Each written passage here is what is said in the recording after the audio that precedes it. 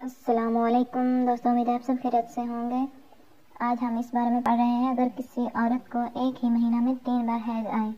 اور حیض و حمل سے متعلق جب کہ حیض آنا ممکن ہو تو عورتوں کے بیان کی تصدیق کی جائے گی، کیونکہ خداوند تعالیٰ نے سورہ بقرہ میں فرمایا ہے کہ ان کے لیے جائز نہیں کہ جو کچھ اللہ تعالیٰ نے ان کے رحم میں پیدا کیا ہے وہ اسے چھپائیں۔ جس طرح یہ بیان قابل تسلیم ہوگا اسی طرح حیض کے متعلق بھی ان کا بیان مانا جائے گا، اور حضرت علی رضی اللہ تعالیٰ عنہ نے اور قاضی شریح سے منقول ہے۔ اگر عورت کے گھرانے کا کوئی آدمی گواہی دے کہ وہ حیضہ ہوتی ہے تو اس کی تصدیق کی جائے گی، اور عطا بن ابی رباح نے کہا کہ عورت کے حیض کے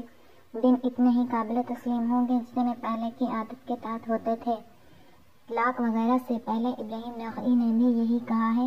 اور عطا نے کہا کہ حیض کم سے کم 1 دن اور زیادہ سے زیادہ 15 دن تک ہو سکتا ہے۔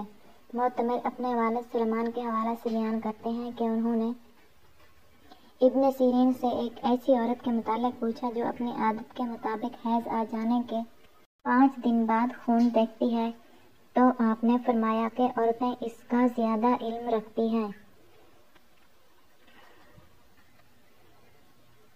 ہم سے احمد بن ابی رجاء نے بیان کیا، انہوں نے کہا ہمیں ابو اسامہ نے خبر دی، انہوں نے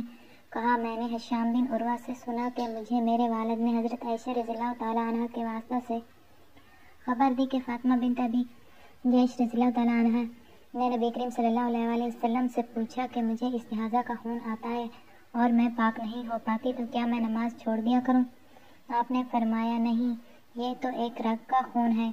ہاں اتنے دنوں میں نماز ضرور چھوڑ دیا کرو کہ جن میں اس بیماری سے پہلے تمہیں حیض آیا کرتا تھا، پھر غسل کر کے نماز پڑھا کرو۔ آج کی ہماری یہ ویڈیو یہاں پر ختم ہوتی ہے۔ ویڈیو پسند آئی تو لائک کر دیں،